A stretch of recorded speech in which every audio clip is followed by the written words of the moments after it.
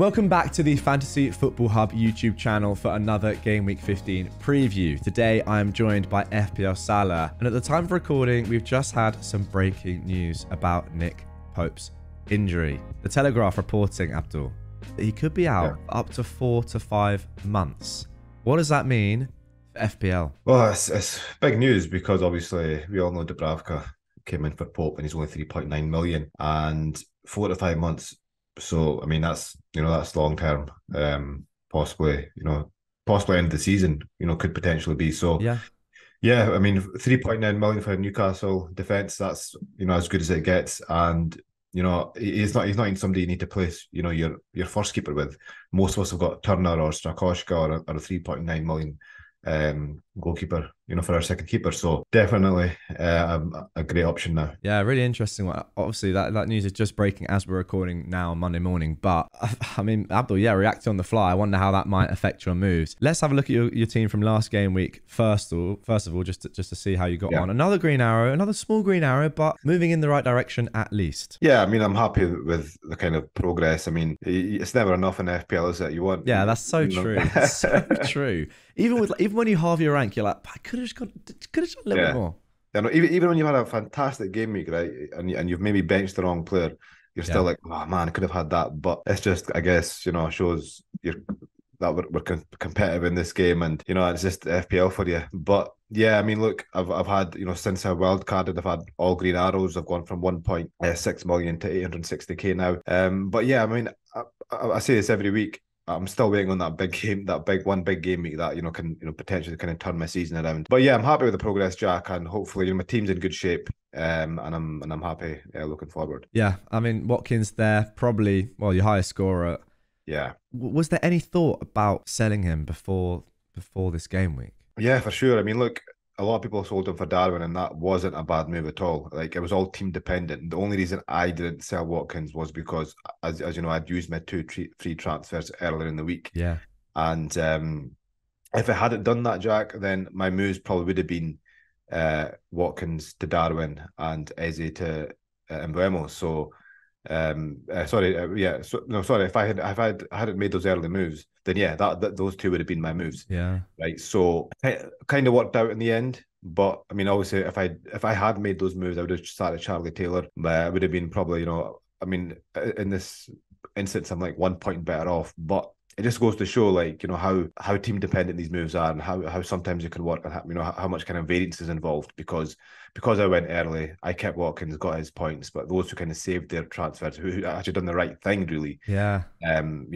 Probably were in a position. A lot of people had 2 free transfers and had nothing else to do, and then obviously Watkins to Darwin was the move to do, and it didn't work out. So it's just one of those where you've got to think it was a good decision, but not a good outcome. Yeah, it seems like we've had quite a few of those sort of big moves towards a certain player when it looks right this season, but for whatever reason hasn't worked out. Tough one, but there we go. I do want to get though your deep thoughts on this potential new goalkeeper that could be sticking around for a long time in our teams.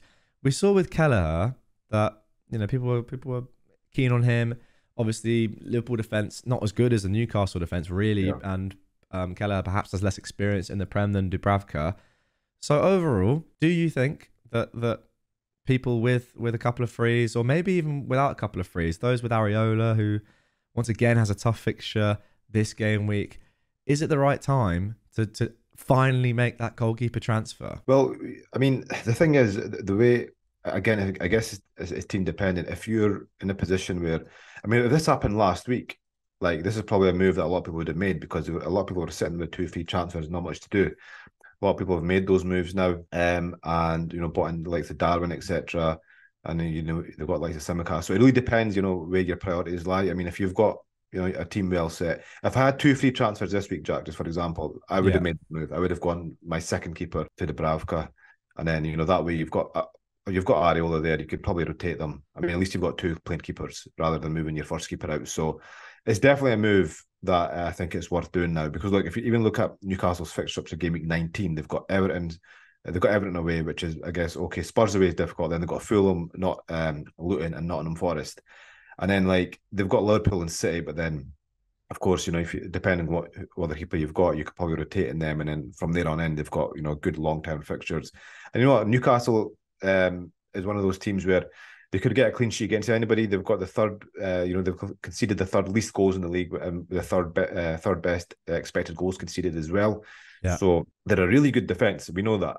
And 3.9 million is like, what more can you ask for? Yeah, we've seen recently clean sheets against, well, obviously United, less of a big name these days, perhaps, but Arsenal, Yeah. Chelsea as well, I believe. Yeah, as you say, sometimes I do feel like with these top defenses, and I include City in this, sometimes that defense is so good that it takes a bigger game for them to be better and be super switched on. And I don't know, perhaps I'm comparing it a little bit too much with that strange Bournemouth game. But yeah, I would never not want to play a Newcastle defender against, I mean, to be honest, like hardly any teams. I think they're so strong. But yeah, I would say just a little bit of caution with DUBRAVKA as well. They can always go and sign someone immediately. De Gea is a free agent right now. There's no reason as to why they couldn't just go out and sign him. Or perhaps if they do wait for January and maybe someone like a Ramsdale comes into the equation a little bit as well. So not just because Pope is out for 4 or 5 months doesn't mean that DUBRAVKA is going to play for 4 or 5 months. We also don't necessarily know if he's going to 100% be the backup keeper. It's very likely, of course, but we don't know 100%. However, if you are kind of struggling for any other move, or maybe just it's a good transfer anyway, you can see his predicted points here that have already been updated on Fantasy Football Hub. Very, very strong. Right away, one of the best goalkeeper options for the next 5. Yeah. And even if they do sign someone else in January, we know how many fixtures there are now between now and January. So yeah, could be a really good move. Yeah. So for your team, is it an option? And if not, what are you thinking of doing? Yeah, I mean, definitely look, because even if they do sign somebody in January, Jack, as I've said, you're getting him as your second keeper. I wouldn't advise you going for your first keeper. And then if he gets dropped or he gets or Newcastle sign another goalkeeper, you've still got your backup there. But yeah, look, if you look at game week from now to game week 19 till the end of December, he's going to get at least those games, right? And then worst case scenario is if they sign somebody on the 1st of January, and that's it. But so yeah, I mean, look, even if you're getting like say 10 games out of him, which I think is, I would say that the least amount of games we'll get, then he's still worth it, because I mean, obviously that is on the basis that you make that transfer, not as a product, like if you've got a luxury transfer to make, and then you do that move. But I wouldn't recommend taking a hit for him, or if you've got other fire to put out, then put them out first, like if you've got your attackers or defenders. But once you can make that move, then it's definitely a move worth making. Yeah, absolutely. Okay, for your team, I feel kind of bad because we are reacting to this news kind of off the bat, and you had your plan already. So tell the viewers, what were you thinking beforehand, and has this news changed your mind or changed your plans a little bit? It has potentially, because look, I was definitely going to save this week, so I'm saving the transfer this week unless something comes up with my players that are injured. I mean, I know Palmer was benched last week, but look, he came off the bench. Poch said he had a little knock in training, came on the 68th minute. So he's fine, right? I think he's definitely going to start against Man United. Watkins started, played the full 90 minutes. He's fine. So as things stand now, I've got no injuries. I've got a full team, and I really like my team this season, this week, probably apart from just the goalkeeper Areola, who've got Spurs away. I cannot see a clean sheet there at all. But apart from that, I like the team. So the plan was to save this week, and possibly, and then for next week as well. For game week 16, I've got a good team. I remember saying this to you a few weeks ago, Jack, when I made that Eze move, that once I get this front 7, I don't see me touching it until I get any injuries, and it's the same. So in game week 16, I've not really got much to do. Let me pull up your team, because this is one of the features I love about the My Team tool, is that you can just move forward and see how the team is looking.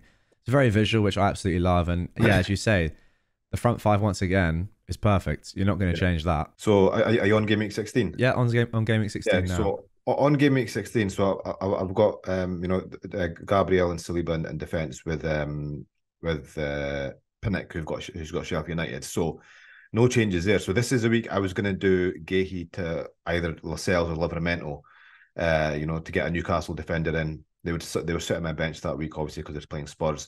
But then I'm planning ahead, towards Fulham the game week after, and then game week 18 when Newcastle have got Luton. But now I might just do Turner to DUBRAVKA. Yeah. Depending, because the thing was, I mean, the reason why I never got Lascelles Liverpool to win now was because of that uncertainty. We don't know about Botman. Eddie House, like, as vague as you can possibly be. He could be he could well return. Like, there's been reports of him, being out in the grass, so he could return really soon. And then Liverpool, we know that he probably will play the majority of games, but he will get benched here and there. So now you've got somebody from the Newcastle defence who we know is going to play, as long as, at least for the next, at least for the December period. So I may well just do Turner to DUBRAVKA in game week 16 and have a better goalkeeper going forward. Is there any sort of thinking in your head that it might be worth just doing that now? Obviously, it's always better to have 2 free transfers, and I mean, you know this, of course, and I've kind of drummed it into myself over the last couple of seasons that this is the period where you do get the most rotation, the most injuries, and it's so important to try and carry 2 frees if you can, just to minimize the amount of hits. But again, I feel like I say this every week because I do. Areola's been such a letdown. Do you think that the transfer could just pay off doing it now? I mean, Everton away, is that such a bad fixture for Newcastle defence? I don't think so. As we mentioned, they're so good. Could it be worth it? Tottenham away is so hard. Yeah. I mean, look, before I answer that, it's funny because we didn't think it'd get worse in Pickford, but it actually has with Areola. But so yeah, look, Jack, see, like, if Newcastle had a better fixture this week, I think Everton away is okay, but I looked at the clean sheet odds earlier this morning, and Newcastle were at 29%, which isn't massive. So if Newcastle had like a home fixture against Everton or Fulham, then maybe I would just probably make that move this week, because then Areola's got Spurs away. But because the fixture isn't great, it's good, but it's not great. I think it's probably best just saving. Yeah, that is fair enough. I'm not gonna lie, I'm tempted. I think with 2 frees, I would definitely do it. Even if, to be honest, even if I had something else that I had planned, I would be tempted just because of how bad Areola's been. Yeah. But yeah, I do like the role. It's just one of those, if you know you're going to do it a week later, or even like it's going to be 3 or 4 days later, it might be worth doing it early. Yeah. But we will get more information. Yeah. And we'll get some news and some thoughts from Eddie Howe and the club in general as to what they might do strategy wise going forward. Because I don't think that they would, with all respect, want to go forward with just DUBRAVKA as their keeper. I mean, who knows? They may still qualify for the Champions League knockout games. And look, and it's kind of performance dependent as well. If true. That was totally terrible, then they're going to really look to sign somebody in January. So yeah, it's again, it's looking at all the cons. It's still worth the risk because of how good the defense are and because of his price. And you're getting him as your second backup keeper. Yeah. So worst comes to worst, he just sits on your bench. It's true. The risk is so low for that exact reason. And for a lot of people who have made 0.1 in Turner, if he's gone from 3.9 to 4.1 when you got him on wildcard, you're actually realizing those profits and making 0.1 on that move overall. Mm-hmm. So it's not really, you're not losing much really. Turner's the one thing I would say though, Jack, is that that which could potentially cause a problem down the line is that he does take up a Newcastle spot. Very true. If you're looking to probably get Isaac or a Wilson, and you've already got a defender there, so you've got and you've got Anthony Gordon, so potentially down the line it could cause a problem. But I don't think we should really think that far ahead just now, because I think with Isaac and Wilson looks like he's coming back soon, and they're going to kind of chop and change. When they're both fit. So yeah, there is, again, as you said, it's a low risk move. Yeah. Okay, let's talk about captaincy this week. As I mentioned on the earlier video with Wes, Son, according to Fantasy Football Hub's predicted points, is predicted to score the most points this week. It's very close between him, Haaland, and Salah, all predicted to score around 7 or 8 points. I feel like I know where you'll be going this week, but just confirm it for the viewers. Yeah, I mean, I think for me this week it's a fairly obvious one. I think last week was very 50-50. Glad we came out on the right side of it. It wasn't a huge swing, but yeah, for me, I just think Sheffield United, they're actually the worst defensive team in the league and the worst attacking team in the league. So they're just really bad. Just the worst team, yeah. I mean, looking at their, statistically, they've conceded they've scored the least goals, they've conceded the most goals, they've got the worst XG and the worst XGC. So it's like across the board statistically, they are the kind of worst team. So yeah, I think that fixture is just too good. I mean, West Ham at home is a good fixture, Jack, for Son, but when you've got a fixture like Sheffield United and you've got Mo Salah, you know, the FPL king, then you've got to give it to him. Do you reckon? Do you reckon? Do you not think Yeah, I he's think still, so. you know, four goals, only 1 assist? Is that a little bit of a worry that he's not massively involved in the way he used to be massively involved? No, I mean you'll get those games, Jack. I mean you'll get games where I mean he's got 10 goals and 6 assists this season. He's only blanked in 2 games, I believe. You'll get those games like the Bournemouth game. I think it was last season where it Yeah. was 9-0 and he got nothing. It's variance, isn't it? It's luck. Sometimes it happens, but when you've got that kind of fixture there, I don't think you should take that in consideration. Yep. Completely agree. Okay. Let's have a look at your AI recommended transfers for this week. Probably nice to see that the AI is recommending that you do roll this week. That's the clear recommendation. Even with DUBRAVKA's predicted points already now inputted in the site, there isn't the difference required perhaps between Areola and DUBRAVKA. As you said, it's a pretty tough fixture, quite low clean sheet chances this week for Newcastle based on the odds. So yeah, roll the transfer. What you've been saying the whole video. Happy with that? Yeah. I thought I would recommend that. I've noticed as well the AI team is now in the top 100k. Well, exactly. I mentioned this on the video with Wes just earlier today. It's very impressive, I will say. And again, really strong finish, really strong rank last year. And already, as you see, a lot of experts and people that have played the game for a long time struggling this season. Yeah. Still in the hundreds of thousands and yeah, not doing particularly well, to be fair. But the AI tool now had a massive week last week. And once again, if you didn't catch what it is from the earlier video, it is a team where the moves, the transfers, the captains, the bench order, everything is solely based on what Fantasy Football Hub's AI is recommending to do. If you sign up to the website, you can see all the AI recommendations for your own personal team, and you can see AI teams as well. If I click here, this is the best Game Week 15 free hit team according to the AI, and you've got a wildcard team here as well. A little sneak preview. Don't normally show this, but thought I would just for this one. It's really, really good stuff, and once again, it's proving its worth. Team inside the top 100k. As always, if you want to see your own AI recommended transfers for your team, link to do so is down below. But yeah, thanks, Abdul. That is a very, very good point. Yeah, the AI team doing really, really well. Beating both of us. I think we need to beat it though.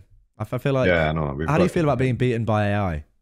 Not happy at all, to be honest. I think that's going to be my goal this season. Is to at least beat the robot. Yeah, it's really good. And I will say as well, one of the core members of the hub team who has himself said that he's not massively into the football side of things in terms of fantasy. He likes playing the game, but he's more on the back end sort of stuff.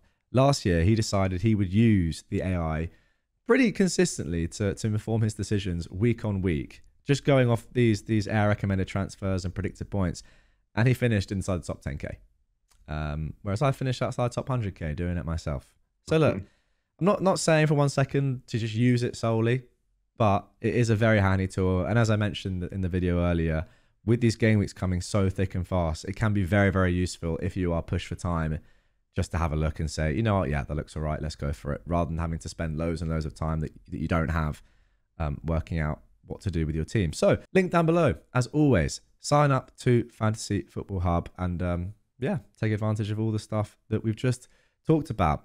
Abdul, are you guaranteed to roll your transfer this week? Yeah, I think unless we get any sort of injury news, like Haaland is out or he's been banned. I know he went ballistic after the game, but I don't think he'll get a ban for that. I think he's going to get some maybe disciplinary action. But yeah, as long as all my players are fit and there's like when the starting 11, I'll be saving the transfer. Okay, there we go. Team looking very good once again.